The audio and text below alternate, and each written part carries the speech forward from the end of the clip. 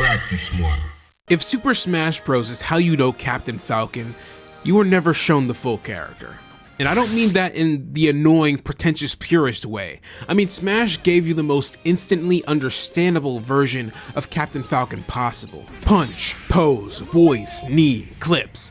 The problem is that Smash became so good at translating Captain Falcon that his actual series became harder to understand without it. I was at a friend's birthday party a few days ago, and I had just finished piecing up somebody with Captain Falcon in like a minute. Then we turn on F-Zero GX, and the guy next to me goes, "Oh, this is where he comes from? Wait, why is he in a car? So he doesn't actually fight?"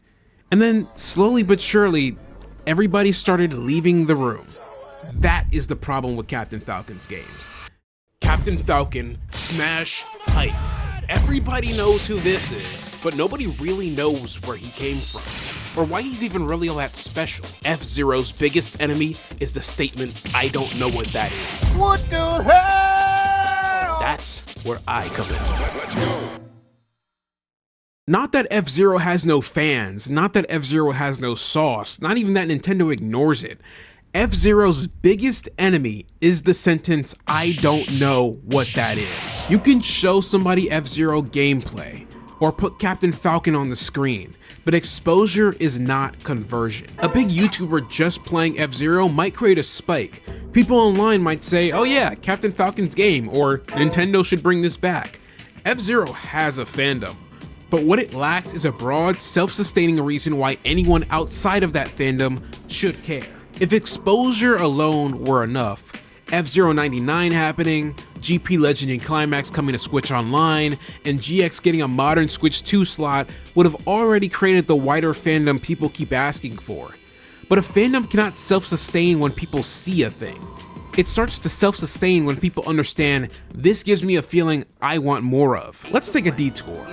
Earthbound, a game that, especially in North America, sold like complete shit compared to the cultural footprint it has now. But it did not become beloved because everybody bought it at launch, because we know that's not true. It became beloved because fans made the feeling easier to understand. A weird suburban RPG set in a funny but sad world that feels like Itoi accidentally converted childhood fear into a playable form. Even if you've never played Earthbound, fans found ways to explain why it mattered. They gave it a front door. F-Zero has the opposite problem. Captain Falcon is arguably more famous than Earthbound itself. The game sold better, they're respected, the music goes fucking insane, everybody knows the speed is legendary, but most people still do not know what emotional box to put it in. Earthbound became that weird RPG that changed people's lives. F-Zero is still stuck as that racing game Captain Falcon is from. And that is frustrating to me personally, because F-Zero changed my life as a creator the same way Earthbound changed others. I found Captain Falcon through Brawl. Then, as a teenager, I played F-Zero X, and suddenly I understood how all that Smash energy translated back into the actual gameplay. And then I watched the anime, and that's when the world finally clicked and made me realize that there are characters inside the cars with like actual character arcs that are profound and shit. By the final episode, I was actually crying over Captain Falcon, which sounds insane if all you know is the Falcon Punch meme. And that is exactly my problem. Trying to explain why F-Zero matters to a casual onlooker without jumping through caveats, hurdles, different pieces of extended media and making it seem like a history lesson is a damn near impossible task. Mario Kart is self-explanatory.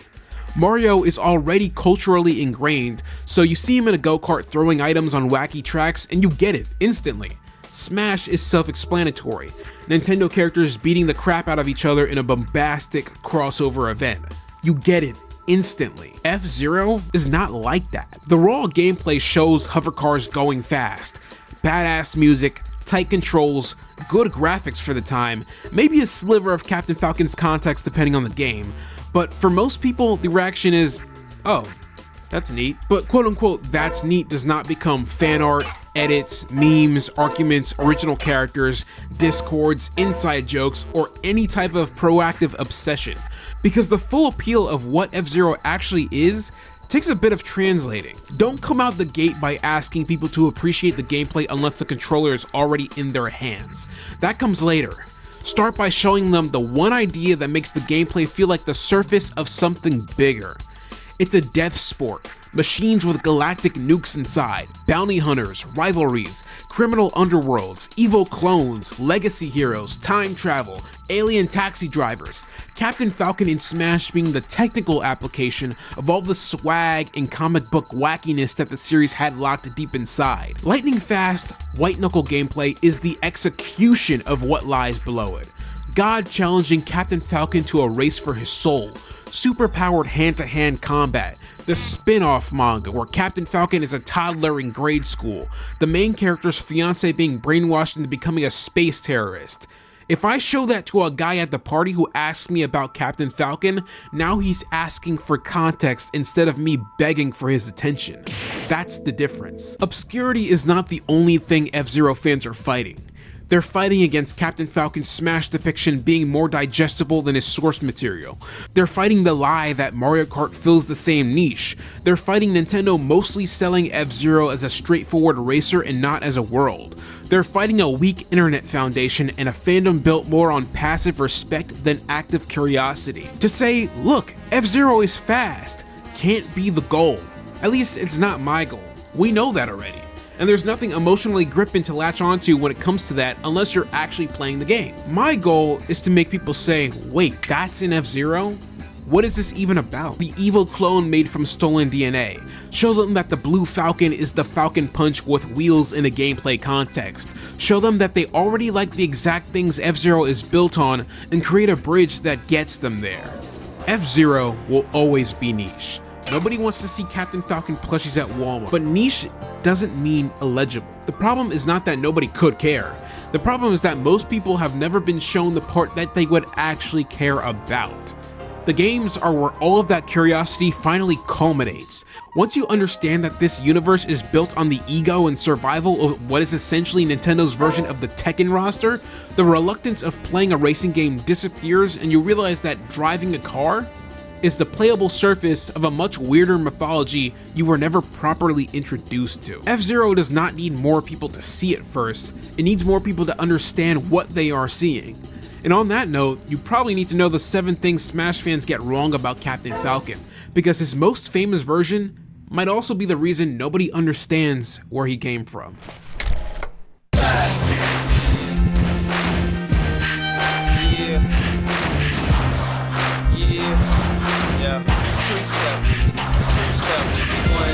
Comes the 2 to the 3 to the 4. Everybody drunk out on the dance floor. Baby girl ass jiggle like she want more. Like she a groupie and I ain't even no tour. Maybe cause she heard that I rhyme hardcore. Or maybe cause she heard that I buy out the stores. Bottom of the ninth and the nigga got the score. If not, I gotta move on to the next